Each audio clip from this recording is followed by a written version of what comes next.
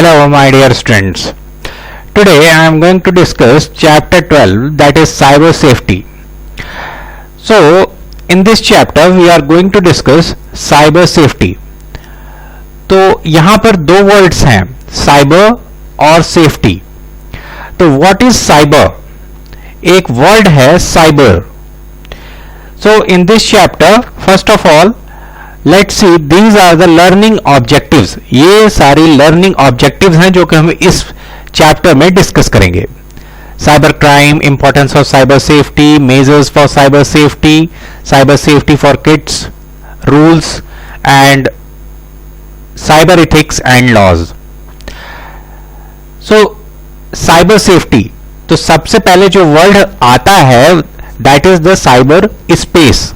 Means cyber means होता क्या है, what is a cyber.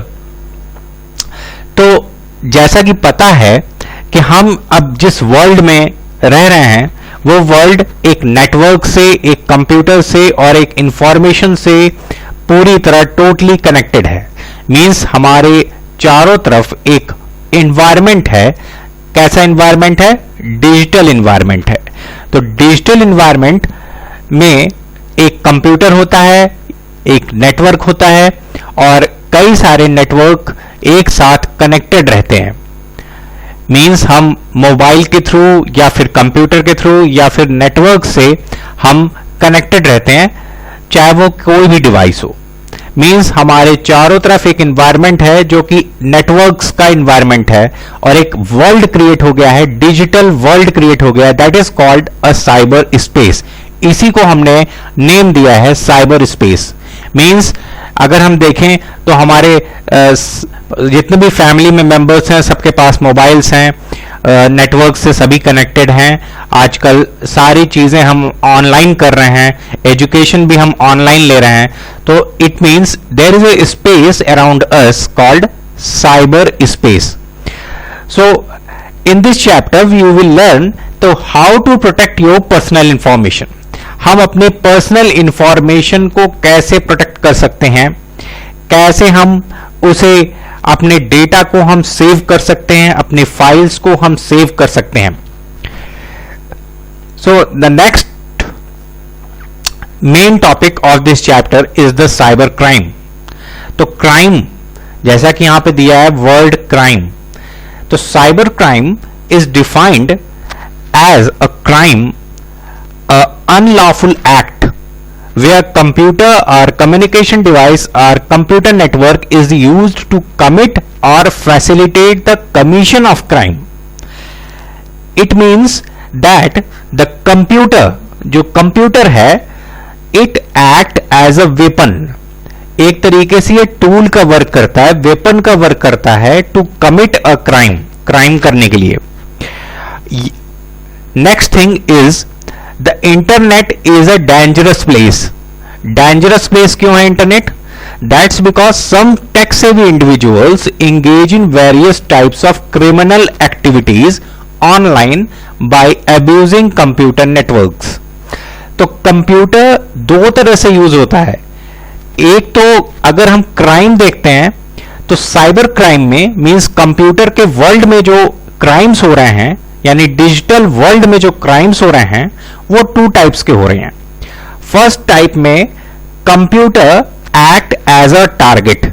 Means आपके कंप्यूटर को टारगेट बनाया जाता है. मींस आपका जो डेटा है, आपकी जो इंफॉर्मेशन है उसे हैक कर लिया जाता है या फिर उसे डैमेज कर दिया जाता है, या फिर आपके नेटवर्क में कोई वायरस एंटर कर जाता है और आपके सिस्टम को हैंग कर देता है या फिर आपकी फाइल्स को डैमेज कर देता है.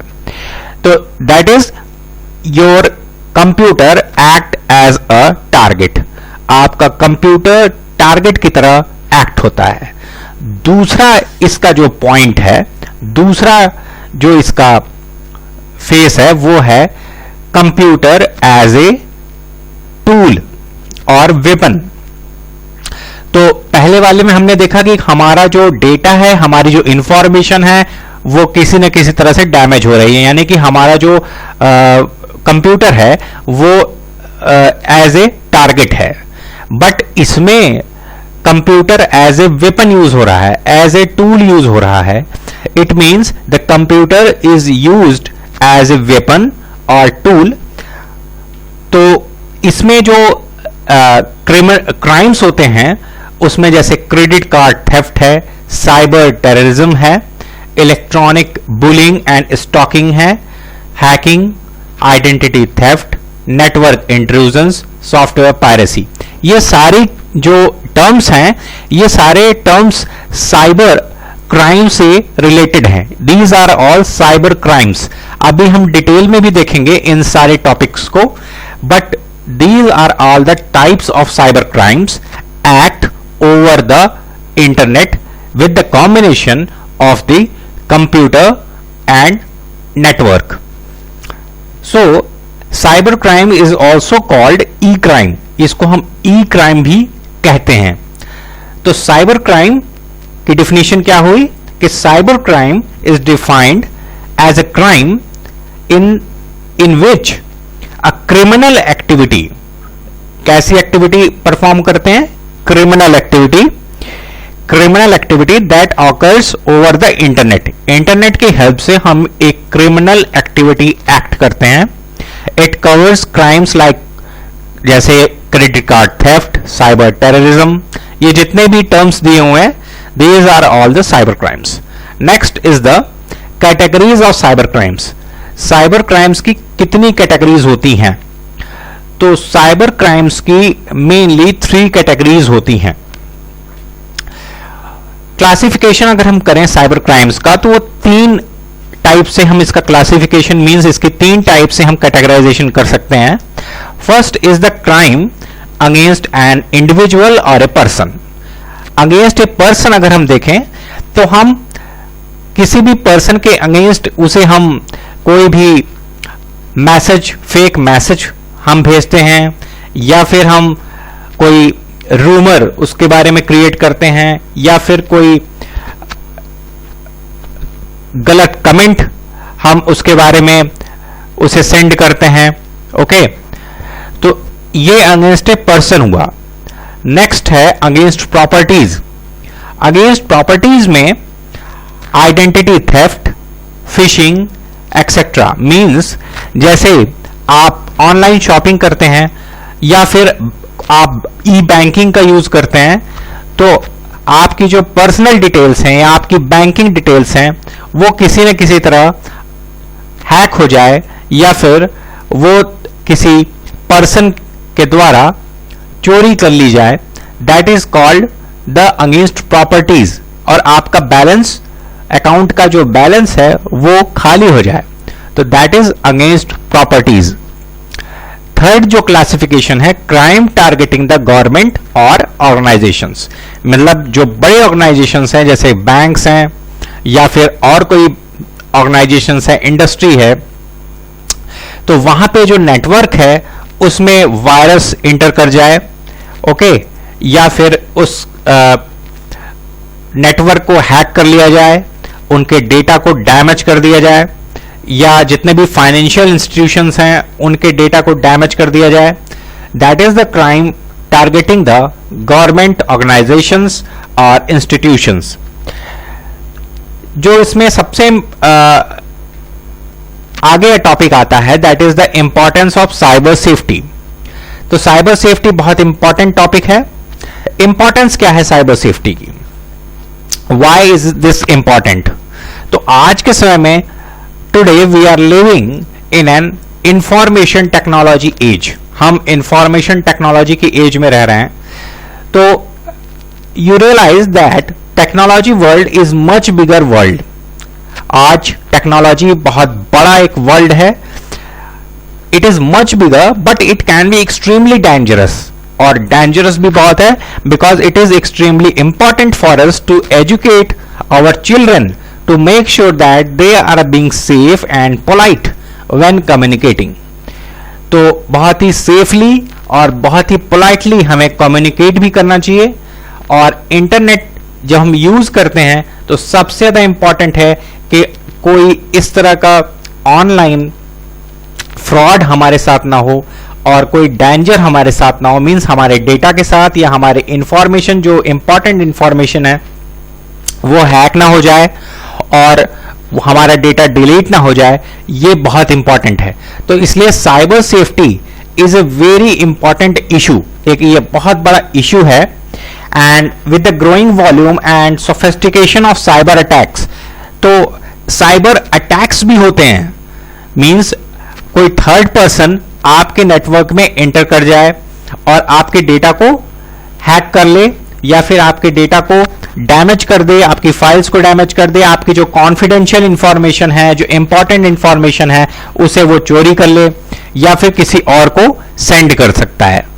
तो साइबर अटैक्स भी होते हैं। It is very important to protect the sensitive business and personal information. अपने बिजनेस और पर्सनल इंफॉर्मेशन को सेव करना it is very important, as well as safeguard the national security and the personal data. और हमारे national security से भी जुड़ा हुआ है ये इशू, क्योंकि बहुत सारे ऐसे डेटा हैं जो कि नेशनल सिक्योरिटी से जुड़े हुए हैं। हमारे डिफेंस के ऑर्गेनाइजेशंस हैं, हमारे जो मिसाइल्स हैं, हमारे रॉकेट्स हैं, या फिर जो हमारे स्पेस एजेंसीज हैं, उनसे रिलेटेड डेटाज हैं।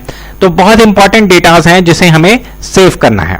सो it is very important to be a safe cyber world. Okay, next topic is online security protection data. तो कुछ टिप्स हैं, there are safety tips for the cyber crime.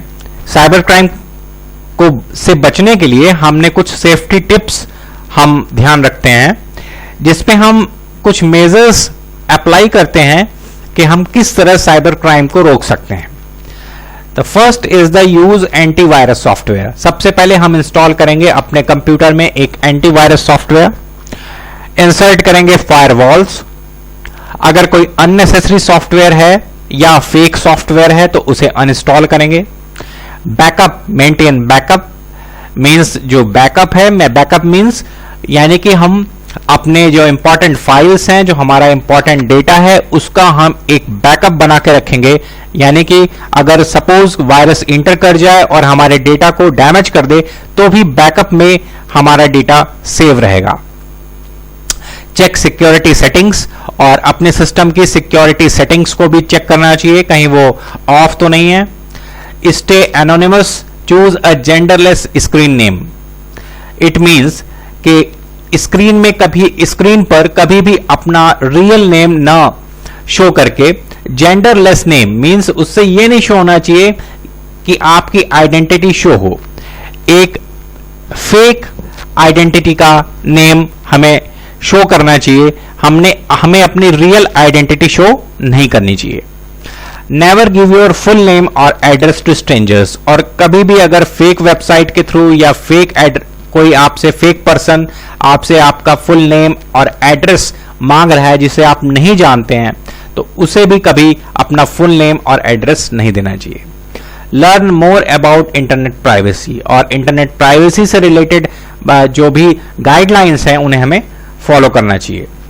Next is the antivirus. अब detail में हम देखते हैं कि कौन कौन से मेजर्स हैं जो कि हम अप्लाई कर सकते हैं to be a safe cyber world. So antivirus, so what is an antivirus? Antivirus क्या है? एक सॉफ्टवेयर है। It is an software is a computer program that identifies and removes computer viruses and other malicious software like worms and trojans from an infected computer.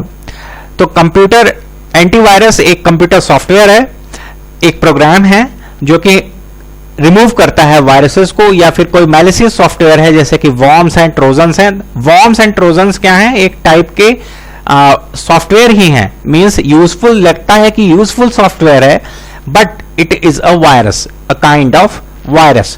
So worms and trojans जो malicious softwares हैं, या फिर कोई virus, दूसरा कोई virus है जो enter करता है हमारे सिस्टम में, तो एंटीवायरस क्या करता है? उसे रिमूव करता है। Not only this, an antivirus software also protects the computer from further virus attacks. और वायरस अटैक्स ना भी हो, इससे भी कम एंटीवायरस हमें हमारे सिस्टम को बचाता है। We should regularly run an antivirus programs to scan and remove any possible virus attacks from a computer. यानी कि एंटीवायरस प्रोग्राम के थ्रू अपने कंप्यूटर को हमें रेगुलरली स्कैन करना चाहिए, जिससे कि वायरस का अटैक हमारे इस कंप्यूटर पे या हमारे सिस्टम पे ना हो। तो एग्जांपल्स जो पॉपुलर एंटीवायरस के पॉपुलर जो एंटीवायरस हैं, that is the Avast, Quick Heal, Norton और आपका AVG, McAfee, these are all the popular antiviruses. Next is the firewalls. अब ये फायरवॉल्स क्या होते हैं? ये भी एक मेजर है to be a safe cyber world. Cyber security के लिए हम फायरवॉल्स का भी यूज करते हैं। तो अभी हम देखते हैं what is a firewall. All of you see in this figure. इस फिगर में देखो, डिफिनेशन देखो पहले। Firewall is a network. A firewall is a network security system, either hardware or software based, that controls incoming and outgoing network traffic based on a set of rules.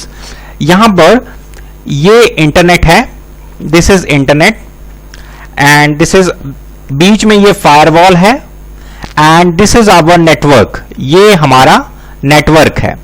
यही same चीज इस figure में भी दिखी है। तो ये हमारा नेटवर्क हो गया, ये बीच में फायरवॉल है और ये इंटरनेट है। यानी कि इंटरनेट और हमारे नेटवर्क के बीच में एक वॉल होती है, that is called a firewall. एक फायरवॉल होता है। A firewall is a system, एक सिस्टम है design to prevent unauthorised access to और फ्रॉम ए प्राइवेट नेटवर्क। यानी कि कोई अनऑथराइज्ड पर्सन अगर नेट के थ्रू हमारे नेटवर्क में इंटर करेगा तो firewall can implemented to prevent unauthorised access. Unauthorised access को फायरवॉल प्रिवेंट कर देगा। यानी कि वही पर्सन इंटर कर पाएगा हमारे नेटवर्क में जो हमारे नेटवर्क का मेंबर होगा या फिर जो हमारे नेटवर्क से कनेक्टेड होगा, मींस पासवर्ड्स के थ्रू कनेक्टेड होगा या उसका डेटाबेस में कोई रिकॉर्ड होगा। कोई बाहर का पर्सन नेट के थ्रू हमारे सिस्टम में, हमारे नेटवर्क में इंटर नहीं कर पाएगा। तो ये दोनों लेवल पे हम फायरवॉल्स अप्लाई करते हैं, that is implemented in both hardware and software. तो कुछ ऐसे सॉफ्टवेयर्स भी हैं जिसको हम अप्लाई करते हैं in the form of firewall, और कुछ हार्डवेयर डिवाइसेस भी हम लगाते हैं जिसके थ्रू, जैसे कि बायोमेट्रिक मशीन्स हैं, फेस डिटेक्शन सॉफ्टवेयर है।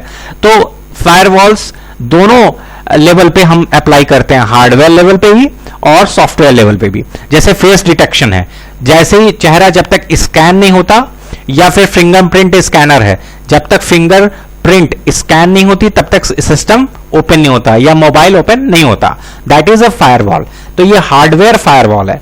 और सॉफ्टवेयर फायरवॉल्स सिस्टम में होते हैं, विंडोज में ही होते हैं। So this is a firewall which protect our system to prevent unauthorised access. कोई भी दूसरा हमारे सिस्टम में एक्सेस नहीं कर सकता। फायरवॉल्स के बाद आता है इंक्रिप्शन सॉफ्टवेयर। यह भी एक मेजर है to build up a safe cyber world. एक सेफ्टी के लिए हम इंक्रिप्शन सॉफ्टवेयर्स भी यूज करते हैं।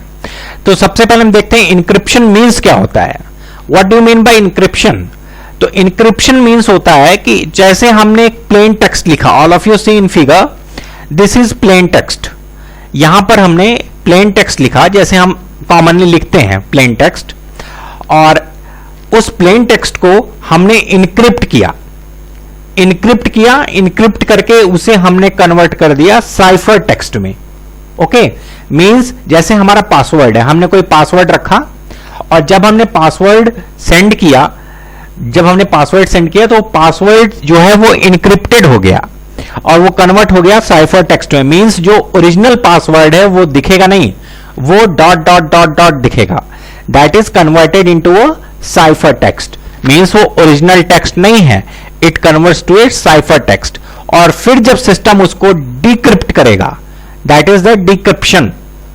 यहां देखो, ये इंक्रिप्शन है, प्लेन टेक्स्ट से इंक्रिप्ट हुआ साइफर टेक्स्ट में और साइफर टेक्स्ट से फिर इंक्रिप्ट हुआ प्लेन टेक्स्ट में। तो इसी तरह जब हम कोई मैसेज सेंड करते हैं तो सबसे पहले वो इंक्रिप्ट होता है, साइफर टेक्स्ट में चेंज होता है और फिर वो डिक्रिप्ट होकर के फिर प्लेन टेक्स्ट में सेंडर तक, रिसीवर तक पहुंच जाता है। सो डिफिनेशन क्या हुई इंक्रिप्शन सॉफ्टवेयर की? Encryption software is a type of security program, एक ये सिक्योरिटी प्रोग्राम है that enables encryption and decryption of a data. Okay, तो सबसे पहले क्या करता है, एक सिक्योरिटी प्रोवाइड करता है इंक्रिप्शन, हमारे ओरिजिनल टेक्स्ट को कन्वर्ट कर देता है साइफर टेक्स्ट में, और उस कारण से क्या होता है कि कोई जान नहीं पाता कि हमारा मैसेज क्या है या फिर हमारा पासवर्ड क्या है, और हमारा डेटा डिक्रिप्ट हो जाता है, और फिर उस डिक्रिप्टेड डेटा को फिर वो प्लेन टेक्स्ट में कन्वर्ट कर देता है और हमारा मैसेज सेंड हो जाता है। Next is computer user can use it to protect data from being viewed by the unauthorized user, और जो नेटवर्क में अनऑथराइज्ड यूजर अगर कोई बैठा हुआ है तो वो हमारे डेटा को नहीं देख पाता है या हमारे मैसेज को नहीं देख पाता है। तो एग्जांपल्स क्या है इंक्रिप्शन सॉफ्टवेयर के? GNU, BitLocker, VeraCrypt, these are the few examples of the encryption software. Okay, next topic is the password protection. तो हम पासवर्ड का प्रोटेक्शन भी करते हैं। इसके लिए हमें कुछ स्ट्रॉन्ग पासवर्ड्स रखने पड़ते हैं। ओके, स्ट्रॉन्ग पासवर्ड्स रखने पड़ते हैं।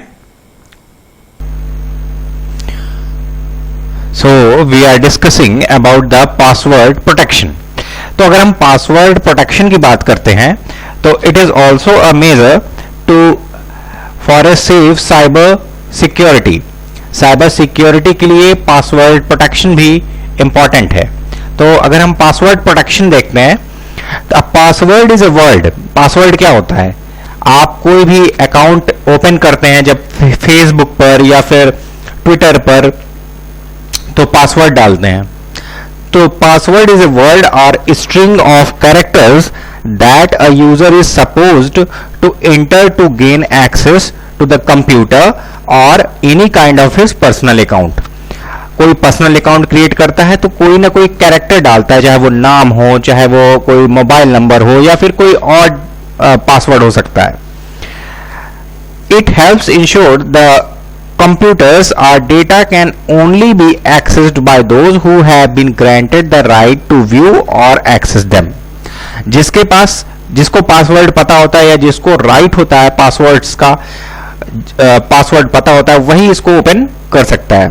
सो password protection is a security.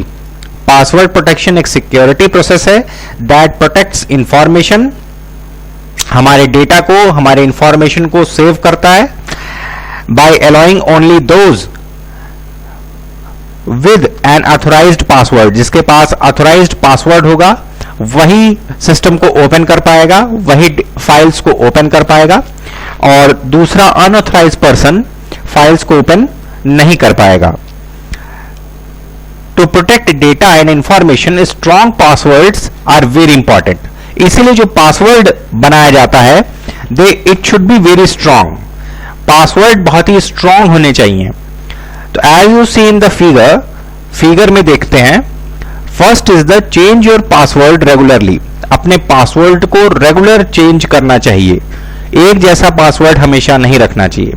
Don't share password, किसी को पासवर्ड अपना नहीं बताना चाहिए।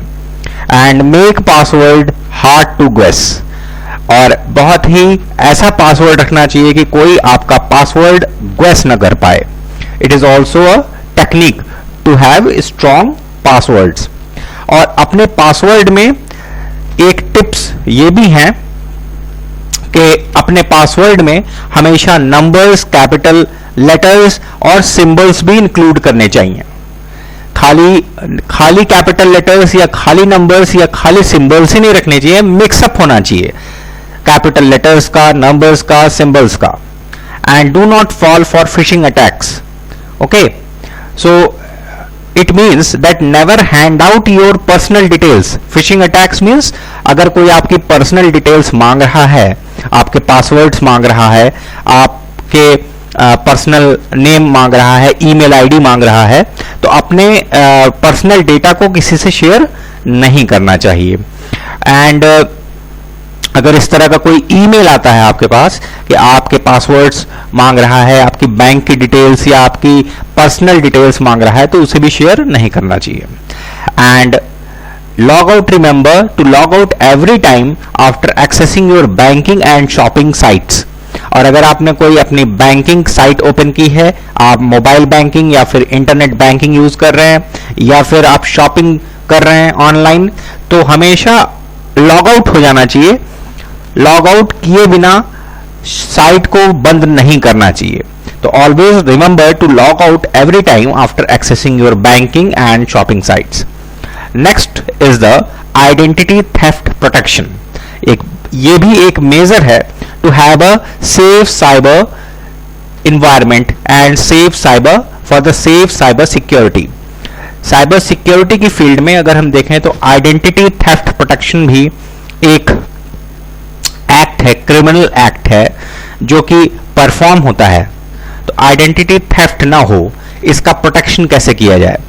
तो identity theft, as you see, how to protect yourself with suitable measures. Identity theft है क्या, पहले तो ये देखते हैं आइडेंटिटी थेफ्ट क्या चीज होती है.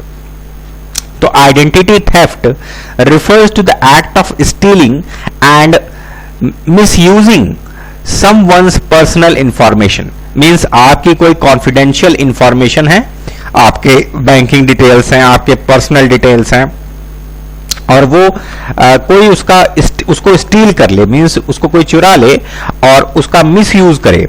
ठीक है, आपकी फोटोज हैं, आपके वीडियोज हैं, आपका डेटा है फाइल्स में, उसका कोई मिसयूज कर सकता है. तो आइडेंटिटी थेफ्ट, इसके लिए एक तरीके से चोर, आप चोर कह सकते हैं कि कुछ ऐसे चोर होते हैं, डिजिटल चोर, जो कि आपके डेटा पर जिनकी नजर रहती है. तो usually obtain personal information such as passwords, ID numbers, credit card numbers and misuse them to act fraudulently in the victim's name. और आपका नाम यूज करके, आपकी फोटो यूज करके वो एक आइडेंटिटी फेक, किसी को भी आपका नाम से कोई भी मैसेज भेज सकता है, आपकी फोटो किसी और को भेज सकता है. तो इस तरह के आइडेंटिटी थेफ्ट हो जाते हैं. ये ऑनलाइन जब हम यूज करते हैं अपने डेटा को, तो उसे सेव करना बहुत इंपॉर्टेंट है. इसलिए तो इसी का हम प्रोटेक्शन करते हैं कि अपने आइडेंटिटी को हम कैसे थेफ्ट होने से बचाएं, कैसे हम उसका प्रोटेक्शन करें. तो कैसे हम उसको प्रोटेक्ट करेंगे? डेफिनेशन क्या है आइडेंटिटी थेफ्ट की? The identity theft is essentially identity theft is when someone steals your personal information with the intent of establishing credit under your name and subsequently. suppose आपने कोई रिपोर्ट बनाई है, आपने कोई प्रोजेक्ट क्रिएट किया और उसमें अपना नाम लिखा और आपकी आइडेंटिटी यानी आपके प्रोजेक्ट को उसने स्टील कर लिया यानी चुरा लिया और आपके प्रोजेक्ट में से आपका नाम हटा करके और अपना नाम डाल दिया. तो ये भी एक तरह का आइडेंटिटी थेफ्ट ही है. The type of personal information these criminals are after includes your name, address, social security number. Means आपका कोई identity number है या account number है, आपका name, address. Several tactics are commonly employed to procure this information. और जो thieves होते हैं, जो चोर होते हैं, वो बहुत सारे इसमें tactics लगाते हैं कि कैसे हम आपकी information को स्टोल कर पाए. तो stealing your mail, acquiring a copy of your credit report, gaining possession of a lost or stolen wallet, obtaining discarded bills or statement. means कहीं से उनको कुछ भी मिल जाए, चाहे कोई आपकी मेल से कुछ ले लिया या कोई बिल हो पुराना, कोई स्टेटमेंट हो पुराना, तो कहीं से भी वो आपकी कोई ना कोई आइडेंटिटी इंस्टॉल कर लेते हैं और फ्रॉड करने की कोशिश करते हैं, इंटरनेट स्कैम करने की कोशिश करते हैं. Next, how to protect from identity theft. Protect कैसे करेंगे हम? तो इसके लिए भी कुछ मेजर, तो आइडेंटिटी थेफ्ट प्रिवेंशन टिप्स हैं. Okay, identity theft prevention tips हैं कुछ. Ensure websites are secure before submitting a credit card number. हमें इंश्योर करना होगा कि हमारा जो क्रेडिट कार्ड यानी कि हमारे जो बैंक के क्रेडिट कार्ड या फिर डेबिट कार्ड हैं, वो वेबसाइट्स जो हम यूज कर रहे हैं ऑनलाइन बैंकिंग के लिए वो सिक्योर्ड हैं, कोई फेक वेबसाइट नहीं है. और कभी भी credit card, never throw away credit card और bank statements in usable form. Okay, जो भी आपके बैंक के क्रेडिट कार्ड या फिर बैंक स्टेटमेंट्स हैं उनको कभी भी फेंकना नहीं चाहिए।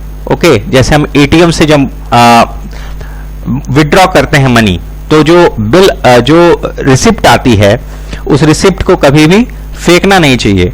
Okay, be aware of missed bills which could indicate the account has been taken over. Okay, be cautious of scams requiring personal information. अगर कोई आपकी पर्सनल इंफॉर्मेशन मांग रहा है या कोई आपका बिल मिस हो गया है तो उसको इंडिकेट करना चाहिए कि अकाउंट चेक करते रहना चाहिए कि बीच बीच में कि कोई बिल मिस तो नहीं हुआ है। ओके, आपकी कोई पर्सनल इंफॉर्मेशन मांग रहा है तो भी आप सतर्क रहिए, अपनी पर्सनल इंफॉर्मेशन नहीं दीजिए। Never give a credit card number over the phone unless you make the call. Okay, अगर कोई कॉल करके आपसे आपकी बैंक डिटेल्स पूछता है तो वो भी नहीं देनी चाहिए। मेंटेन गुड पासवर्ड हाइजीन, एक गुड पासवर्ड हाइजीन रखनी चाहिए। इस तरह का पासवर्ड बनाना चाहिए कि कोई उसे जल्दी से ट्रैक न कर पाए। Monitor your bank and credit accounts, और अपने बैंक के और क्रेडिट के अकाउंट्स को चेक करते रहना चाहिए। Be careful with sensitive data, और अगर कोई बहुत सेंसिटिव डेटा है तो उससे भी बहुत केयरफुल रहना चाहिए। मींस आपका जो इंपॉर्टेंट डेटा है उसका बैकअप रखना चाहिए, उसको कहीं दूसरी जगह सेव करके रखना चाहिए ऑनलाइन, या तो बहुत सिक्योर्ड, अगर कोई पासवर्ड लगा के अपने फाइल्स को सेव करके रखना चाहिए। And never reuse any password for multiple accounts, और कई सारे अकाउंट्स मींस जैसे फेसबुक पर, ट्विटर पे या बैंक्स में भी अगर कई सारे अकाउंट्स हैं तो वहां पे भी एक जैसा पासवर्ड सब जगह नहीं रखना चाहिए, अलग अलग पासवर्ड्स रखने चाहिए। Now there are some safety rules for kids also, तो किड्स के लिए भी कुछ सेफ्टी रूल्स हैं। ओके, किड्स मींस जो स्मॉल चिल्ड्रन हैं, जो छोटे हैं अभी, जिन्हें इंटरनेट यूज कर रहे हैं बट उन्हें नॉलेज नहीं है सेफ्टी रूल्स के बारे में, तो उसके लिए भी कुछ साइबर सेफ्टी रूल्स हैं जो कि किड्स के लिए हैं। तो साइबर सेफ्टी रूल्स जो किड्स के लिए हैं उसमें इंपॉर्टेंट ये है कि जो स्कूल गोइंग चिल्ड्रन हैं, स्कूल एज के चिल्ड्रन हैं, they are starting to be independent online and might go online unsupervised. Means उन्हें कोई बताता नहीं है कि कैसे नेट यूज करना है या उन्हें रूल्स के बारे में नॉलेज नहीं है। They are more internet safety risk, और इसलिए इंटरनेट पे जब किड्स वर्क करते हैं तो उनके लिए सबसे बड़ी प्रॉब्लम होती है कि जो रिस्क है इंटरनेट पर उसको वो कैसे जानेंगे। But online access also comes with risks like inappropriate content, online predators. Okay, means online को भी आपके किड्स जो यूज कर रहे हैं इंटरनेट को, किड्स के थ्रू, उस ऑनलाइन फ्रॉड के थ्रू वो आपके किड्स के अकाउंट से पर्सनल इंफॉर्मेशन निकाल सकता है। और they are also particular risk if the child use the internet to communicate with others, for example on social media or while playing games. कभी कभी अगर गेम्स भी खेलते हैं तो वहां पे भी अकाउंट क्रिएट करते हैं और अपनी इंफॉर्मेशन हम नेट पे डालते हैं। The parents should be aware, इसलिए पेरेंट्स को अवेयर होना चाहिए व्हाट देयर किड्स सी, कि उनके बच्चे जो हैं, उनके जो किड्स हैं वो नेट ठीक से यूज कर पाएं, and who they meet and what they share about themselves, और किसी से शेयर ना करें अपनी पर्सनल इंफॉर्मेशन, और वो किससे किससे चैट कर रहे हैं ये भी उनको देखना चाहिए। So see this video first.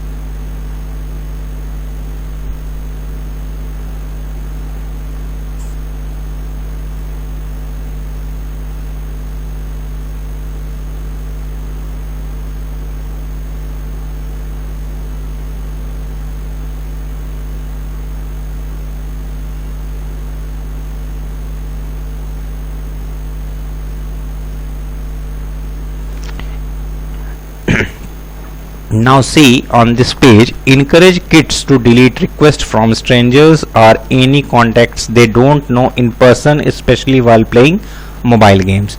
अगर किड्स जो हैं वो स्ट्रेंजर है कोई, मीन्स जिसको वो नहीं जानते हैं, और अगर उनसे कोई रिक्वेस्ट आ रही है while playing games या कोई कांटेक्ट कर रहा है जिसे वो नहीं जानते हैं, they don't know in person, specially while playing mobile games, specially जब वो मोबाइल गेम्स खेल रहे हों, तो कोई अगर स्ट्रेंजर उनसे कांटेक्ट करने के लिए रिक्वेस्ट करता है तो उस स्ट्रेंजर को कांटेक्ट नहीं करना चाहिए.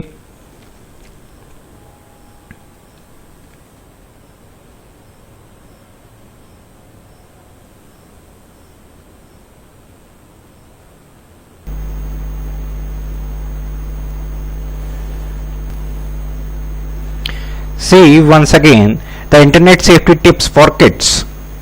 Okay, and see all the pics given in this video.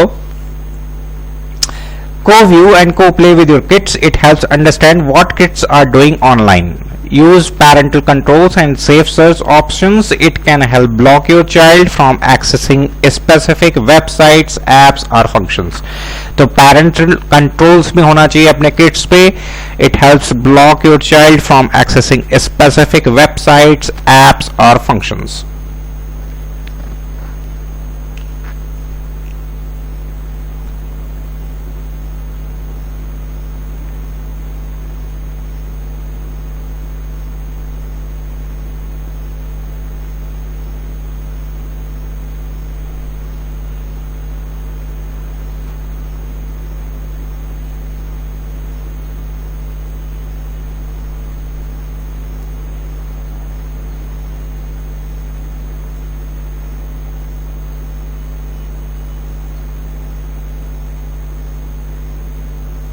Now next and the last topic is the cyber ethics and cyber laws. So there are some ethics and laws. So first you have to know what is cyber ethics. Cyber ethics is the study of moral rules, legal and social issues involving cyber technology. यानी कि उस तरह के कुछ set of moral rules हैं, इस तरह के कुछ नियम हैं, मॉरल कोड ऑफ बिहेवियर है, और code of behaviour that is to be followed being online. जैसे ही आप ऑनलाइन होते हैं तो कुछ इथिक्स हैं, यानी कि कुछ मैनर्स हैं, कुछ रूल्स हैं जो कि आपको फॉलो करने पड़ते हैं. It examines the impact that the cyber technology has for our social, legal and moral systems. यानी कि बहुत ऑनेस्टली हमें यूज करना चाहिए अपने सोशल साइट्स को, और अपने इंटरनेट टेक्नोलॉजी को भी हमें बहुत मॉरली, बहुत ही लीगली और बहुत ही ऑनेस्टली हमें इश्यूज उठाने चाहिए, और कभी किसी के बारे में गलत कमेंट्स नहीं करने चाहिए, कोई गलत पोस्ट नहीं करना चाहिए. It also evaluates the social policies and laws that have been framed in response to issues generated by the development and use of cyber technology. Okay, तो हमेशा सोशल पॉलिसीज में और लॉज में एक रिस्पॉन्सिव सिटीजन की तरह issues को generate करना चाहिए और साइबर टेक्नोलॉजी का यूज करना चाहिए. Hence there is a reciprocal relationship here. Okay, और कभी भी टेक्नोलॉजी का इलीगल यूज हमें नहीं करना चाहिए. तो these are all the cyber ethics, means cyber rules. Okay, moral rules, basic rules. So it is a guideline. आप ये भी कह सकते हो कि it is a guideline to the computer users. एक तरीके से जो कंप्यूटर या इंटरनेट यूज करने वाले यूजर्स हैं उनके लिए एक लीगल गाइडलाइंस हैं. It is universal, can be applied anywhere over the world. और पूरे वर्ल्ड में जहां भी कंप्यूटर यूजर्स हैं उनके लिए ये एथिक्स अप्लाई होते हैं. It is immoral if cyber ethics are not followed. और ये सही नहीं है अगर आप इन रूल्स को और इन मॉरल वैल्यूज को आप फॉलो नहीं करते हैं. And next is the cyber law. तो इसीलिए हमारी गवर्नमेंट ने कुछ लॉज बना रखे हैं, साइबर लॉज बना रखे हैं, जिनको हम जब इंटरनेट यूज करते हैं तो हमें वो उन लॉज के बारे में जानकारी होनी चाहिए. इट इज अ रूल और law to control computer users. कैसे हम फ्रॉड को रोक पाएंगे, कैसे हम अपने डेटा को सेव कर पाएंगे, इसके लिए यूजर्स के लिए गवर्नमेंट बॉडीज ने एक लॉज बनाए, कुछ लॉज बनाए हैं. It deals with the internet relationship to technological electronic elements including computers, software, hardware, information systems. Okay, तो इन सब से डील करता है. ये सॉफ्टवेयर से रिलेटेड कुछ रूल्स हैं, हार्डवेयर से रिलेटेड कुछ रूल्स हैं, इंफॉर्मेशन सिस्टम्स से रिलेटेड कुछ रूल्स हैं, कंप्यूटर यूजर्स के लिए कई सारे रूल्स हैं. तो cyber law is also known as cyber law और इंटरनेट लॉ. तो इसको हम कई बार साइबर लॉ भी कह देते हैं या फिर इंटरनेट लॉ भी कह देते हैं. It depends on country and state where the all crime is being committed. ये कंट्री टू कंट्री या स्टेट टू स्टेट अलग अलग भी, कई बार कुछ लॉज अलग अलग भी होते हैं. जैसे अमेरिका में दूसरे कुछ लॉज होंगे या इंडिया में कुछ दूसरे लॉज होंगे. It is a crime if cyber laws are not followed. और अगर साइबर लॉ का यूज नहीं होगा so it commits a crime. अगर आप लॉ फॉलो नहीं करेंगे तो फिर ये एक क्राइम माना जाएगा. सो साइबर लॉज प्रिवेंट्स और reduce large scale damage from cyber criminal activities. तो जो एक्टिविटीज इस तरह की क्रिमिनल एक्टिविटीज होती हैं लार्ज स्केल पे, उसको प्रिवेंट करने के लिए, उसको रिड्यूस करने के लिए हम यूज करते हैं साइबर लॉ का. And by protecting information access, privacy, communications, intellectual property, IP and freedom of speech related to the use of internet websites, email, computer, cell phones, software, hardware such as data storage devices. यानी कि इस तरह की जो हमारी communication है, जो हमारी इंटेलेक्चुअल प्रॉपर्टी है, इंटेलेक्चुअल प्रॉपर्टी मीन्स जो हमारा इंपॉर्टेंट डेटा है, हमारी इंपॉर्टेंट फाइल्स हैं, हमारे वीडियोस हैं, पिक्चर्स हैं.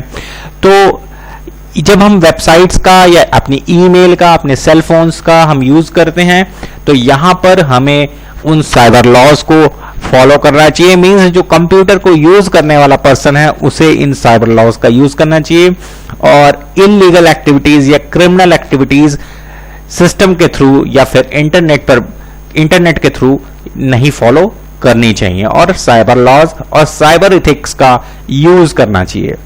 So there is a difference between the cyber ethics and cyber law, and this difference is also given in your book. So students, thanks for watching this video and be prepared for your exams and best of luck for your exams. Kindly read the chapter, and if you have any confusion regarding the chapter, you can ask me on my WhatsApp number. So thanks for watching.